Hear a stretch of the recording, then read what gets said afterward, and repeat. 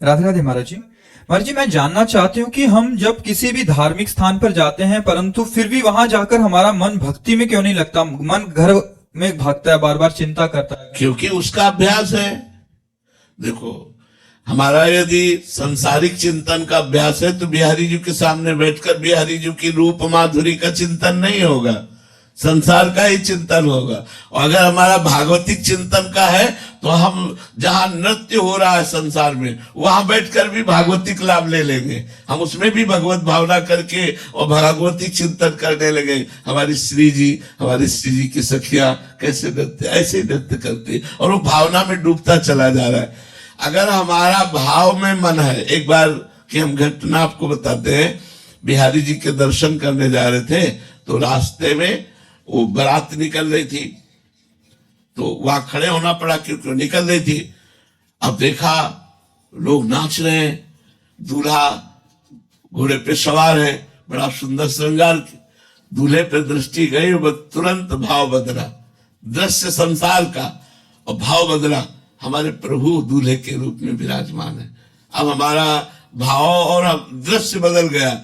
भगवान का भाव करते ही वहां हमें अपने ठाकुर नजर आए और आंसू, वो बारात चली गई। बिहारी जी दर्शन करने नहीं गए, लौट आए और काली दह में एकांत में बैठ करके भाव में डूबे रहे। अगर हमारा मन भगवान के भजन के प्रभाव से भाव में है तो हम संसार में भी भगवान को देख लेते हैं, और अगर हमारा मन संसार में है तो भगवान में भी हम संसार देखते हैं। बिहारी जी जाओ तो आप बिहारी जी नहीं देखोगे, संसारिकता देख पाओगे। इसीलिए हम कहते हैं खूब नाम जप करो जिससे हमारा मन पवित्र हो जाए। घर को ही मंदिर मान लो, परिवार के सदस्यों को ही भगवान की पूजा मान लो और नाम जप करो और अपने कर्तव्य को करो, तो इसी से भगवत प्राप्ति हो जाएगी। कहीं भागने की जरूरत नहीं है, हमें भाव सुधारने की जरूरत है। और भाव शुद्ध तब होता है जब अनर्थ का नाश हो जाता है। काम, क्रोध, लोभ, मोह, मद, मत्सर, ये अनर्थ है और ये सब भजन से नष्ट होंगे। इसलिए हमें खूब नाम जप करना चाहिए, तभी हमारा भाव सुधरेगा। देखो, भाव की ऐसी बात होती है।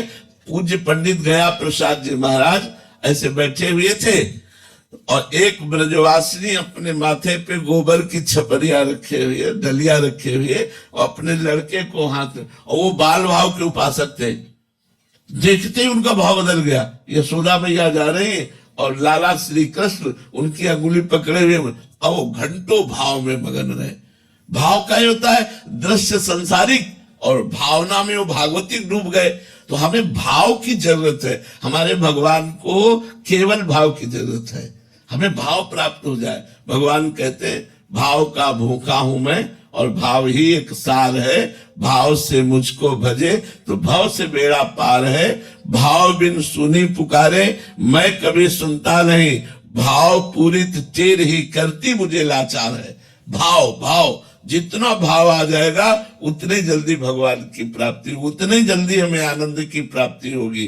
तो हम नाम जप के द्वारा भाव प्राप्त करें तो हमें सांसारिक दृश्यों में भी भागवतिक आनंद मिलने लगेगा।